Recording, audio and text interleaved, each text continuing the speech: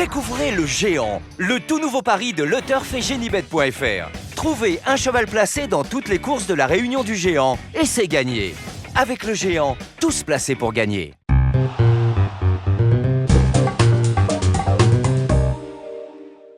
Bonjour à tous, heureux de vous retrouver sur le plateau pour votre quotidienne reçue 5 sur 5, l'émission du Quintet Plus et du Top 5. Pour m'accompagner aujourd'hui, j'ai le plaisir de recevoir Mathieu Le Balleur. Bonjour Mathieu. Salut Philippe, bonjour à tous. Mathieu, direction Vincennes en nocturne, une épreuve pour 6 à 10 ans inclus, 2700 mètres grande piste. On va dire c'est pas le plus gros lot de l'année, mais bon c'est une épreuve sympathique. Non, vous m'avez pas fait un cadeau là, il y a pas mal de concurrentes étrangères, même si elles ont déjà pas mal bataillé sur notre sol. Un quintet assez ouvert, même si quelques bases se détachent. On peut noter que ce sera le début de l'Euro, donc le quintet 19h47. Heure de l'apéro, et puis après on va doucement vers le match. Vers le foot, voilà. Classique. Allez, on va commencer avec votre sélection tout de suite Mathieu. Alors ma favorite, le 7 Valse du Pirée, le 1 Riviera As, le 9 Pancotina Bar, le 8 Adrienne du Citrus, le 6 Valedani, le 14 Zea Venus, le 4 Primula Brazza et le 16 Glad Olti. Je suis content de ne pas avoir prononcé les 3 derniers, je n'y serais pas arrivé, c'est clair. On rebondit sur votre favorite, le numéro 7, Valse du Pirée. Elle n'a plus à faire ses preuves sur le parcours avec à son palmarès un succès et 5 accessibles en 11 tentatives. On va notamment se souvenir d'une performance, c'était d'une deuxième place en février dernier dans le prix Rethel. Voilà, sur le parcours qui nous intéresse, ce jour-là, elle avait bénéficié d'un bon parcours, elle avait donné un bon coup de rein et je crois finalement de peu pour le succès. Bon, cette Valse du Pirée, elle vient de se balader sur l'hippodrome de Vichy. Là, elle sera à nouveau défiée des 4 pieds. Michel Lenoir s'en sert à la perfection. C'est un bon engagement, même si elle doit affronter les 6 ans cette fois. Mais bon, ça ne devrait pas lui poser de problème. Bon, après, il faut absolument lui masquer l'effort le plus longtemps possible. Et après, elle possède vraiment une pointe de vitesse finale assez serrée. Donc, si tel est le cas, je pense qu'elle devrait logiquement conclure sur le podium et pourquoi pas l'emporter. C'est clair, c'est assez logique. Vous lui posez l'As Riviera As, qui a surtout couru piste plate et notamment sur les petits anneaux italiens. Maintenant, elle affiche tout de même 100% de réussite sur le parcours du jour. On va s'en méfier. Oui, je m'en méfie parce que je l'avais bien aimé le 15 février dans un lot qui tenait la route.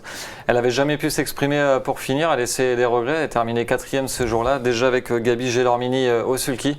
Donc elle devrait rapidement occuper une bonne place. Et contrairement à certaines concurrentes italiennes, elle possède de la tenue. Elle, c'est pareil, il faut absolument la planquer.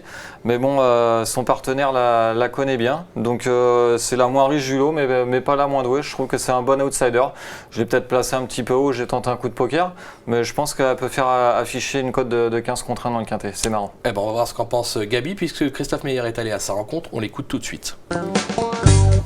Gabriel Gelormini, dans le quintet de vendredi, vous serez au sulky de Rivieras, qui a été battu de très peu lors de sa dernière sortie à Vivo. Oui, voilà, j'étais très malheureux. C'est une jument qu'il faut planquer. Voilà, c'est un tout petit anneau, ça s'est mal mis. J'ai trouvé le passage un peu très tard. Elle a très bien fini 2e. Et le coup d'avant ici, pareil. Je suis 4e en avant le passage très tard, mais de toute façon, j'ai pas trop le choix. C'est une jument qu'il faut mener comme ça. Elle a beaucoup de vitesse au début, elle suit tous les trains. Voilà, je pense qu'il faut la prendre plutôt pour une 4-5e place. Oui, c'est de loin la moins riche du lot, mais peut-être pas la moins bonne. Oui, tout à fait. Non, elle est en retard de gain. Justement, elle n'a pas beaucoup de courses ici. Mais voilà, le jour qu'elle va en gagner une ou deux, je pense qu'elle a le niveau de ses collègues. Voilà, 4-5e, mais il ne s'interdit pas d'être mieux. Hein, on s'en méfie. Voilà, c'est ça. Après, c'est vrai que sur la perf de Vivo, le 6 avril, elle est battue par Aphrodite Bond qui était ferré ce jour-là. Sur cette ligne-là, on peut se dire, bon, c'est beaucoup plus relevé là, mais Vivo, c'est un anneau particulier. Elle avait dû se lancer tard. Elle finissait quand même bien. Donc, non, je m'en méfie pour les places. Ouais, Vivo, une course à oublier. On fait plus attention par rapport à ce qui s'était passé avant. On va passer au numéro 9, Pancotina Bar, qui compte quelques bonnes perfs sur le parcours. Elle reste sur une bonne 3e place, c'était sur un 2100 mètres. On va dire que sur sa lancée, elle a le droit aussi de participer à l'arrivée. Oui, voilà, elle est bien connue en France. Elle bataille souvent. 2100, 2007, ça la dérange pas trop. La dernière fois, 3e, comme vous l'avez dit, d'un lot qui tenait la route et elle a rencontré des mâles et des mâles de qualité. Là, il n'y a que des femelles sur sa route cette fois. C'est une jument qui s'élance bien. Elle devrait rapidement occuper une bonne place dans le peloton et après elle peut suivre tous les trains, donc je pense qu'elle devrait lutter activement pour les premières places. On va s'en méfier, on l'aura compris. On passe au numéro 8, Adrienne du Citrus, qui vient de se changer les idées. C'était sur l'hippodrome de Saint-Malo avec à la clé une 3e place alors qu'elle était ferrée. Elle sera cette fois déférée des 4. Elle connaît le parcours, elle y a triomphé. Moi, je l'aime bien celle-là. Voilà, on la sent sur la montante, elle reste sur une bonne 3e place. Là, on défère des 4 pieds. Comme je vous l'ai dit, là, elle affronte ses aînés. Donc, c'est vraiment un engagement tip-top pour elle. Les pensionnaires de Laurent-Claude Abrivard ne cessent de s'illustrer ces dernières semaines. Donc, je pense qu'à l'issue d'un bon parcours, pareil, elle détient une première chance dans un lot comme ça. Défère des 4 pieds, elle se transcende, possède des bonnes réductions kilométriques sur les longues distances sur la grande piste. Donc, avant le coup, tous les feux sont ouverts. Elle a dû être soigneusement préparée pour cet engagement. Justement, on va avoir la confirmation avec Alexandre Abrivard que Christophe Meyer a rencontré. On l'écoute immédiatement. Ouais, la jument a fait un bon printemps. Sa dernière course est bonne, mais elle manquait un petit peu de fraîcheur. Elle avait beaucoup couru et souvent rapproché, donc on lui a laissé un petit peu plus de temps. Et là, c'est une belle course de femelle. Elle est européenne, mais c'est quand même un bel engagement pour elle. Vous l'avez dit, c'est un bel engagement. Elle fait partie des jeunes, obligée de lui voir une très bonne chance. Sur sa forme, et elle sera sans doute déférée des 4 pieds, c'est une belle chance.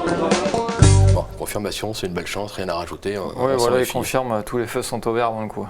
C'est logique. Le numéro 6, Valélani, elle n'est pas de tout repos, comme l'attestent ses 2 récentes disqualifications. Maintenant, le potentiel, elle l'a, il n'y a pas de souci. JMB, déféré des 4, on est obligé d'y croire. Voilà, elle est arrivée depuis peu chez JMB. La dernière fois sur l'hippodrome de Cholet, elle luttait activement pour la victoire quand elle s'est perdue dans ses allures pour finir, vraiment à 50 mètres du poteau. Là, Jean-Michel doit bien la connaître maintenant, il doit bien l'avoir en main. Donc c'est une belle course pour elle. Elle sera déférée des 4 pieds. Bon, elle ne dispose pas d'une grosse marge de manœuvre.